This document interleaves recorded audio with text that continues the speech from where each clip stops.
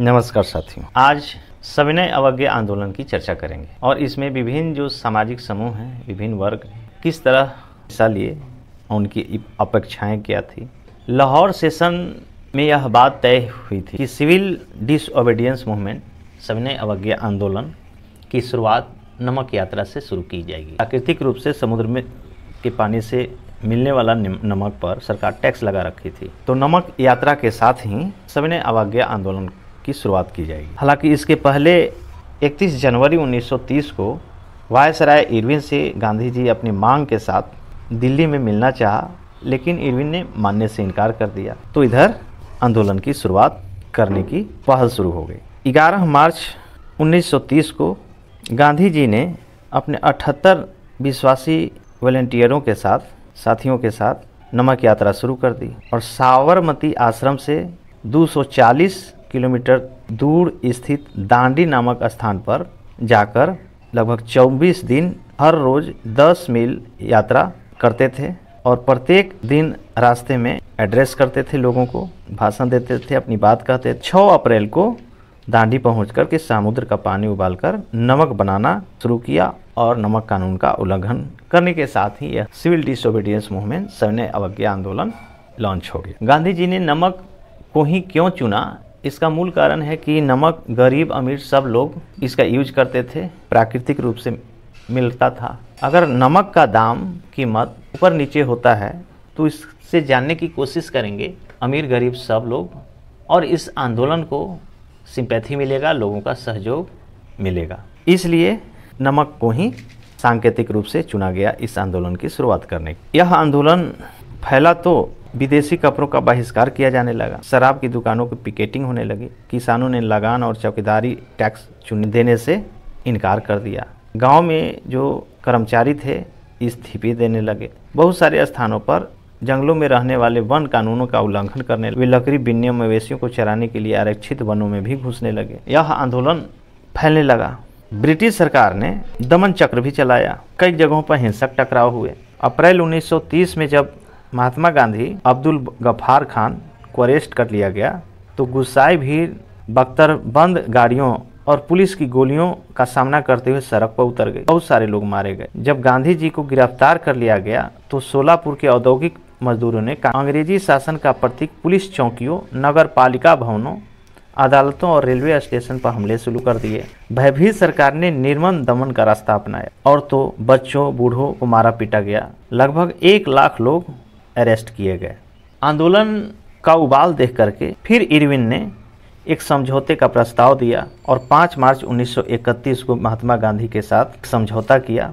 Gandhi Irwin pact के तहत Gandhi ji London में होने वाले दूसरे गोलमेज सम्मेलन में हिस्सा लेने के लिए जाने के सहमति, जबकि ब्रिटिशर गिरफ्तार किए गए लोगों को छोड़ देगा, ऐसी सहमति बनी। सेपरेट इलेक्टोरेट्स या पृथक निर्वाचिका के सवाल पर गांधी जी, अंबेडकर और मोहम्मद इकबाल, कांग्रेस की तरफ से गांधी जी और दलित एसोसिएशन की तरफ से अंबेडकर और मुस्लिम लीग की तरफ से मोहम्मद इकबाल गए थे। तीनों के विचार अलग अलग थे और सहमति नहीं बन पाई और वापस इंडिया आकर फिर से रीलॉन्च कर दिया गया सविनय अवज्ञा आंदोलन को। गांव में संपन्न किसान समुदाय जैसे गुजरात के पट्टीदार, यूपी के जाट आंदोलन में सक्रिय थे। व्यावसायिक फसलों की खेती करने के कारण व्यापार में मंदी और गिरती कीमतों से वे बहुत परेशान थे। नकदी आय कम हो गई थी, सरकारी लगान चुकाना मुश्किल हो गया था। उल्टे सरकार लगान कम करने के लिए तैयार नहीं थी। चारों तरफ असंतोष था। संपन्न किसानों ने इस आंदोलन में बढ़ चढ़ के हिस्सा लिया। स्वराज की लड़ाई भारी लगान के खिलाफ थी। जब 1931 में लगानों के घटे बिना आंदोलन वापस लिया गया तो बड़ी निराशा हुई।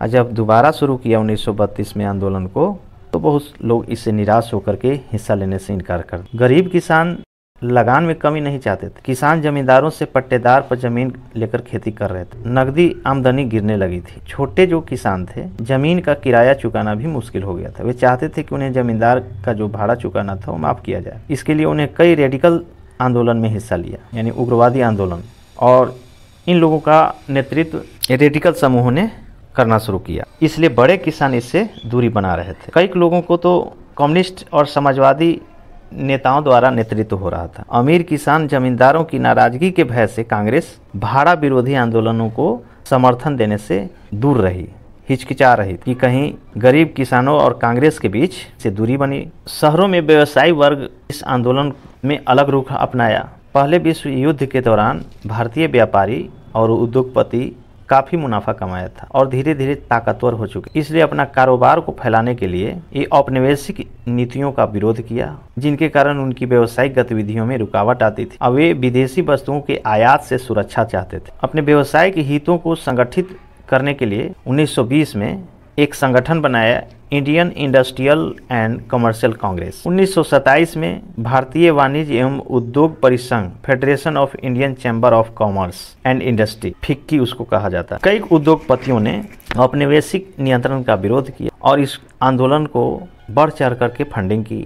विदेशी वस्तुओं का खरीद बिक्री करने से इनकार किया। गोलमेज सम्मेलन के विफलता के बाद इस व्यवसायी संगठनों का उत्साह भी कम पड़ गया। इनको लगने लगा कि उग्र आंदोलन हो सकता है, क्योंकि कम्युनिस्ट और समाजवादियों के नेतृत्व आंदोलन दूसरी ओर जा रहा था। कुछ कांग्रेस के नेता कम्युनिस्ट और समाजवादी प्रभाव जो बढ़ रहा था उससे डर रहे थे। इंडस्ट्रियल जो लेबर लोग थे इस आंदोलन में नागपुर के अलावा बहुत बड़ी संख्या में हिस्सा नहीं लिया, क्योंकि उद्योगपति कांग्रेस के नजदीक आ रहे थे। अब मजदूर कांग्रेस से छिटकने लगे, क्योंकि दोनों एक दूसरे का 36 का आंकड़ा हितों का टकराव होता है। विदेशी वस्तुओं को बहिष्कार, कुछ गांधीवादी विचारों को कम वेतन और खराब कार्य स्थितियों के खिलाफ अपनाई लड़ाई से जोड़ लिया था। रेलवे कामगारों की ओर से गोदी कामगारों की हड़ताल हुई।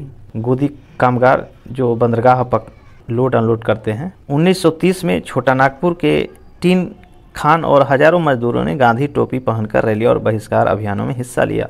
फिर भी कांग्रेस ने अपने कार्यक्रम में मजदूरों की मांग को शामिल करने से हिचकिचा रही थी। उनको लग रहा था कि अगर मजदूरों की बात को उठाएंगे तो उद्योगपति नाराज हो जाएंगे और फंडिंग बंद हो जाएगी। इस तरह से हम देखते हैं, हालांकि इस आंदोलन में औरतों ने भी बहुत बढ़ चढ़ करके हिस्सा लिया था। हजारों औरतें उनकी बात सुनने के लिए नमक सत्याग्रह के समय में घर से बाहर आ जाती थी और जुलूसों में भी हिस्सा लिया, नमक बनाया, विदेशी कपड़ों और शराब की दुकानों की पिकेटिंग की। बहुत सारी महिलाएं जेल भी गई। ये शहरी इलाकों में ज़्यादातर ऊंची जातियों की महिलाएं सक्रिय थी, जबकि ग्रामीण इलाकों में लिबरल माइंड वाले संपन्न किसान परिवार की महिलाएं आंदोलन में हिस्सा ले रही। हालांकि गांधी जी के आह्वान के बाद औरतों को राष्ट्र की सेवा करना अपना पवित्र दायित्व दिखाई देने लगा था, लेकिन सार्वजनिक भूमिका में इस इजाफे का मतलब यह भी नहीं था कि औरतों की स्थिति में कोई भारी बदलाव आने वाला था। गांधी जी का मानना था कि घर चलाना, चूल्हा चौका संभालना, अच्छी माँ और अच्छी पत्नी की भूमिका निर्वहन करना ही औरत का असली कर्तव्य। इसलिए लंबे समय तक कांग्रेस संगठन में किसी भी महत्वपूर्ण पद पर औरतों को जगह देने से हिचकिचा रही थी, क्योंकि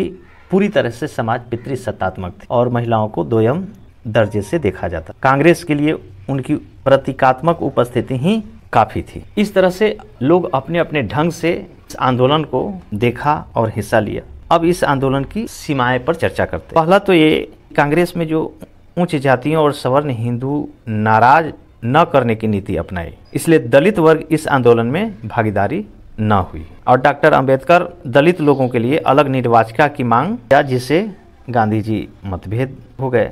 मुस्लिमों की भी इसमें कम भागीदारी देखी गई, क्योंकि असहयोग आंदोलन की विफलता के बाद मुसलमान और हिंदू समूहों में कांग्रेस का जो एक गुट, हिंदू महासभा और हिंदूवादी जो समूह थे, इन दोनों के बीच में कई जगह टकराव हुए और इनके बीच अविश्वास का माहौल बन गया। इसलिए मुस्लिम समूह इस आंदोलन के प्रति उत्साह नहीं दिखा पाए। ब्रिटिश दमन भी इस आंदोलन को सीमित करने में काफ़ी अहम भूमिका निभाई, भारी दमन का सामना करना पड़ा। इसके बाद आंदोलन में शामिल जो गरीब लोग थे, मजदूर वर्ग, ये लोग पूरा बढ़ चढ़ के हिस्सा नहीं लिया था, क्योंकि अमीरों का हित को लेकर के सुरक्षा के लिए कांग्रेस और उनके फंडिंग से चल रही थी। जो गरीब वर्ग थे, मजदूर वर्ग थे, ये अपने हित को लेकर के चल रहे थे और कांग्रेस इन दोनों को हित को समाहित करने में असफल रही, एकजुटता में कमी देखी गई। इसके बाद अहिंसा के बावजूद भी कहीं कहीं हिंसक घटनाएं हुई। कई सामाजिक मुद्दों को कांग्रेस ने अनदेखी की, जैसे कि दलित और महिलाओं के अधिकारों को उचित रूप से शामिल नहीं किया। ये इस आंदोलन की सीमाएं थी। धन्यवाद।